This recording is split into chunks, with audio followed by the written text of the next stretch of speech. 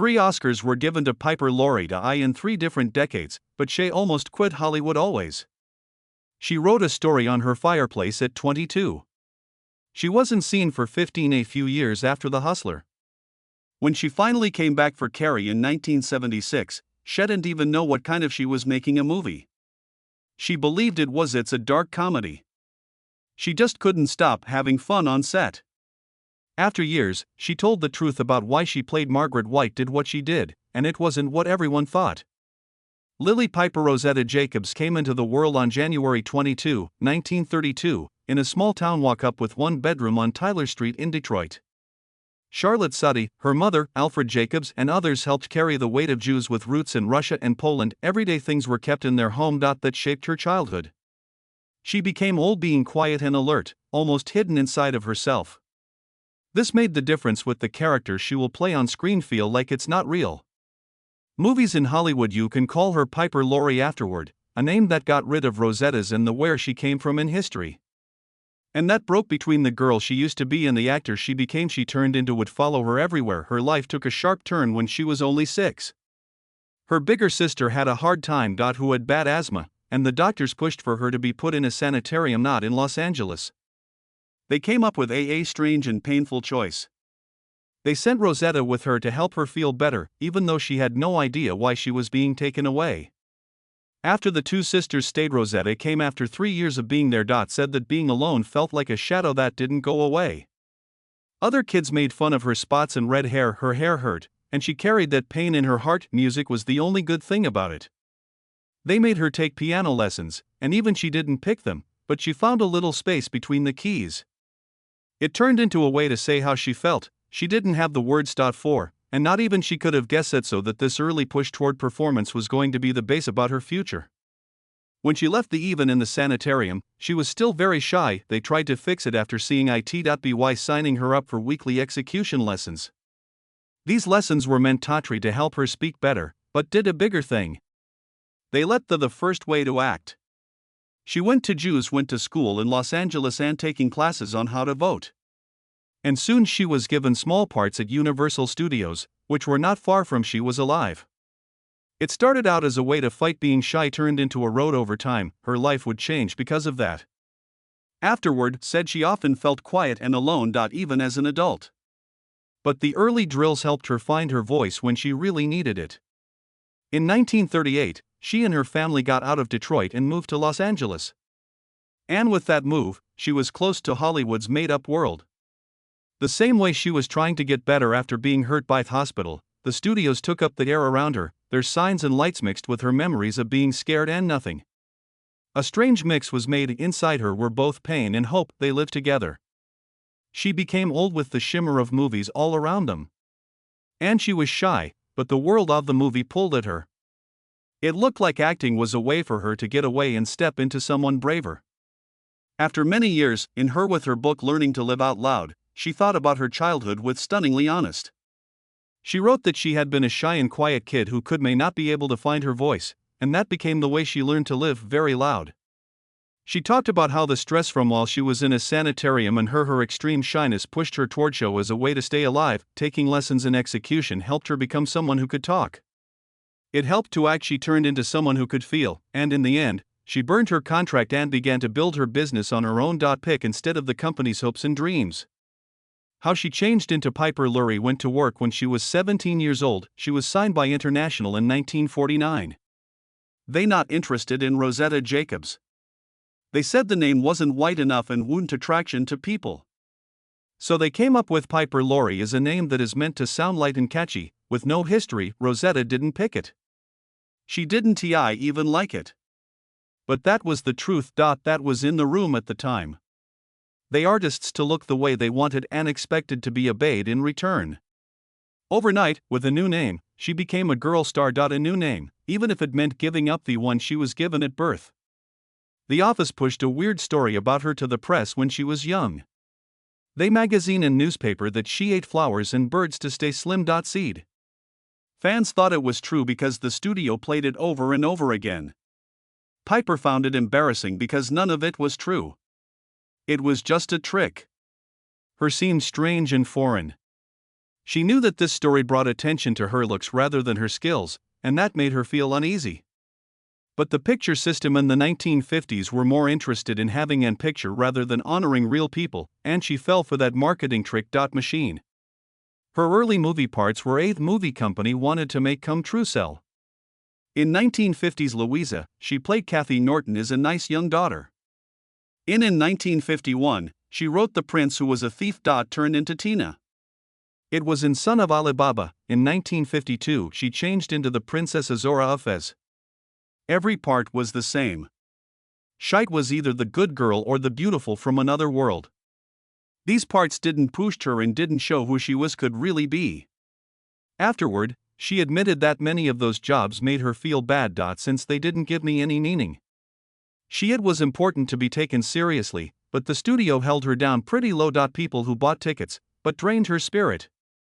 More and more anger grew. Until she could no longer ignore it, she signed the deal when she was 17 years old. 1955, she felt stuck because of the weight off parts that didn't matter to her. She said she had to leave. Even though they had to give up money and ease of use. Hollywood was hoping for women to keep quiet and enjoy the attention, but she cared more about her work and having the comfort of being a universal celebrity. There was a risk in leaving the studio structure, but she had to take back who she was. She wished to act without feeling bad about her own writing. In 1955, she left Hollywood and went to New York City. She didn't spend much and fit in with the world of live theater and TV. Instead of taking it to a shop to shape her, she made herself. She learned to play. Took lessons and tried out for stage roles, works of art. She was okay with doubt. Because she wanted a part with meaning, while other actors stuck with Piper picked the harder studio deals. Road. That move helped her make a new image for being a serious performer instead of a beauty product. The big break came in 1958 in the Live A TV show called Days of Wine. Andy made roses for Playhouse 90. It was shown on October 2, 1958, and her show that night reviewers were shocked by Kristen Arneson. She played a young wife who was drinking too much. With a depth that made people uncomfortable and caring at the same time. Some critics said how she played the truth makes my skin crawl. They thought her work was stronger than the famous movie from 1962 that came out soon. Everything changed that night for her. It showed she wasn't a stage actress. The making. She was a painter. Hollywood turned them down. At a time when the country was going through hard changes. In the late 1950s, the 1950s and 1960s saw the deaths of people like John F. Kennedy, Martin Luther King Jr. and John F. Kennedy.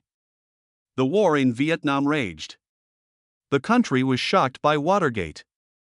In the middle of all this chaos, Piper went to see old Hollywood movies and felt like I wasn't linked to them. She thought the world needed stories that showed real pain and real trouble. There are no longer any shallow job sense in a world that was moving fast separate. This thought made her want to find more in-depth information and stick to being real. Piper Laurie took a step back. To the public eye in 1961 when she played Sarah Packard in the movie The Hustler. And as soon as she walked on screen, she thought someone had opened a door for her. Rang the doorbell for years. She was 29 and brought a quiet storm. Inside of her. And that storm came out. She got to be in every scene with Paul Newman. The show was real in a way that people weren't ready for. And when it came out in September 1961, I felt something change. By March 1962, she was in the running for an Academy Award for Best Actor, and she was the only one female star in the movie to get that honor. And critics agreed with that praise, calling her work fragile and refused to give in, and the New York Film Critics Circle also put her forward for Best that year as an actor. For a woman who had once been squished into the pretty ingénue jobs in the 1950s, this was a break. It felt like taking a deep breath. She has finally shown Hollywood what she can do. It really. But during the months after that, Hollywood didn't know how to get to know her. Instead of giving out jobs as dressed up as Sarah Packard, they sent scripts with people who don't do much. She was too big for her now. She said afterward it felt like having been lied to, like the business world wanted her to stay small. Damaged instead of letting her look around what she had already shown she could handle. It got old for her after a while. By the middle of the 1960s, she had made up her mind that most actors would have been I am scared to make. She left movie and went back to her own life once more. She did over the next 15 years, gave herself over to the stage and raised her. She worked hard on her daughter and for social and political reasons like the civil rights struggle and the battle for not to go to war in Vietnam. It was her way of taking back her life and building a life not formed by Hollywood's look at her. When she went back to the movies, Carrie felt the change in 1976. Almost like a new book, one she went in out of interest rather than fear. Not like pressure. After being away for 15 years, Shay said yes to Brian De Palma's offer to play Margaret White, who didn't know about the movie would become an important point in horror. She read the script with a smile on their face. Surprise. For sure, the story was a black it must be a comedy or parody because Margaret's extremism seemed too crazy to believe. Really. She believed the part was so crazy that it had to be played with jokes. That mistake led to everything. It caused her to lie. Makes moves and gives Margaret a dramatic edge. And she often laughed out loud. On set because the parts and lines I felt so stupid. The cast knew her. It was funny, and De Palma had to keep telling her that they were making a scary movie. She still leaned into what she because of how they felt, and strange energy that became never forget. She laughed after her. Through the shoot. She was going to finish look down at her dress, or take about something she had just said, and she couldn't hold it in any longer. But what was funny was how much she liked it. Never made the show less impressive. It gave the part a strange electricity, something heightened and hard to guess. Margaret was upset by the lie. Spooky in a weird way because even the way she laughed felt like something on the edge of falling apart. Afterward, she admitted that she never played the part at first, and that's another part. The part is still important now. The show is in a weird spot, scary and funny at the same time. And that mix helped Carrie make it be a part of the past of horror. Over time, but Laurie found something more important. Deep inside Margaret. Under the over-the-top for a while, she started to see a woman who I thought everything she said. She saw Margaret as someone who was consumed by faith, someone who assumed she chose to save her daughter over making her worse. That change made what the character does. It brought in being soft and desperate, making Margaret saw someone who was scary. Still so heartbreakingly human. The mix of religious zeal and weakness led to folks couldn't take their eyes off of the figure because she thought she was real. Laurie as being able to hold both sides at the same time as Margaret is still one of the spooky moms in movies. Her bravest Margaret died when the question came up. Scene. De Palma heard Laurie say she wanted the moment to feel like a joyful release instead of being in pain. She acted like it was nothing. She was finally letting go of everything she had been holding on to, fear and denial for years. This led to a death scene that it shocked, upset, and seemed strange. Lovely. Nobody had ever seen anything like it. Had been shocked by at the time, and it helped make the movie famous. Her work, she won an Oscar for her role in Carrie. Choice for Best Supporting Lady, not often seen in scary movies, and one of the reasons is still her method. People still learn about her and honor her. The performance. After many years, David Lynch, who was cast as Catherine Martell in Twin Peaks, was drawn to him because he didn't show fear. Be seen in Carrie and The Hustler. When Shine 1989, she took the part, but she didn't. You can expect the show to become unusual event. She thought it was fun. The chance to work with Lynch, whose style that she liked. Catherine right away became one of the most famous people in the show, a woman who did well on There Is Chaos and Trickery. It was Laurie. I loved every minute of playing someone so sharp and wrong in every way. Her work won her a Golden Globe and made her look like a better actor by called Easily Fall into the Dark. Then came the turn that made her famous behind the scenes. Laurie in season 2 played a Japanese businessman in Secret, a man named Mr. Tojimura, who wore heavy fake limbs, a fake voice, and a fake give credit with the name Fumio Yamaguchi. The mask looked so real that the cast and team didn't know it was her, not even her family knew until rap videos. Lynch came up with the twist to keep people from focusing. It was Laurie jumped at the chance to disappear into someone you can't recognize. The key became one of the most surprising things in history of Twin Peaks. How things changed cost something. Laurie wrote in her Mr. Tojimura's account that kept Hisher rough, low voice hurt her a lot. She was always sipping something between takes and was afraid the damage to her voice cords will not go away. The process put her physically to the test and she felt, but her training carried. She pushed herself to get through it. Do exactly what Lynch asked for. The event stuck with her for years. Otto remember how far she was ready to go and the part called for it. One time from the set became her favorite memory. In order to keep Mr. Tojimura's secret, she put on plays with fake Japanese arguments with the help of a helper. When the boss tried to talk to her in character, she and her helper would break out in loud theater talks that mix real and made-up issues Japanese, and the assistant yelled, "This is not the way to do it, works by Kurosawa," and the group stood up, "There are mixed up." After that, she called it her moment with the harp, as if she had been given being able to live inside a joke that it made her happy more than it confused her. Someone else. She wouldn't lie to herself. How fun that game was and how it made me feel stayed with her as one of the she had fun times in her work. Piper Laurie's career moved in a way that's steady and brave. It's almost like she was drawn to something by her job more deeply. She stepped out as the 1980s started into people who were hard to understand and hurt in ways that people still remember a long time after the credits. In 1986, she played Willa Norman's wife in Children of Less Important God and won her third Oscar of nomination. Some people said she revealed how angry and hurt the character Iskus love in quiet ways that felt off course. A few years ago, she had shook people up in the bunker in 1981 when she played Magda Gerbils with Ash Was So Cold that she won an Emmy nomination. After that, in Trauma in 1993, she read the story like someone having wounds from the past that never got better, and in 1995's The Grass Harp, she moved around the screen as Dolly Talbot as a weak woman whose softness hid a lifetime of pain.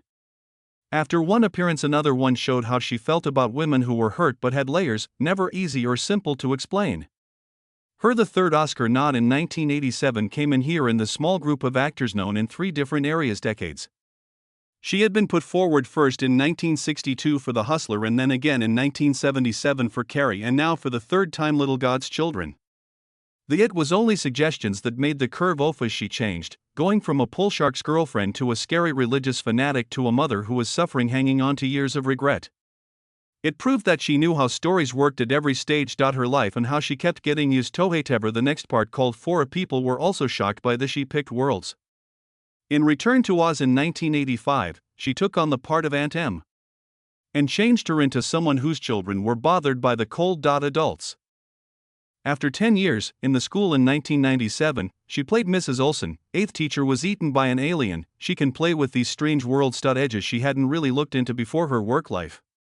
And every time she pushed, she showed that she was ready to slip up. Fantasy and fear without giving up the reality that held her together. The performances.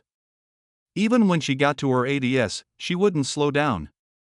In 2018, she was in the movies Snapshots and White Boy Rick, giving it softness and weight everything. It seemed like she was still looking for the truth, still looking for the right note, even after most players her age was no longer a factor.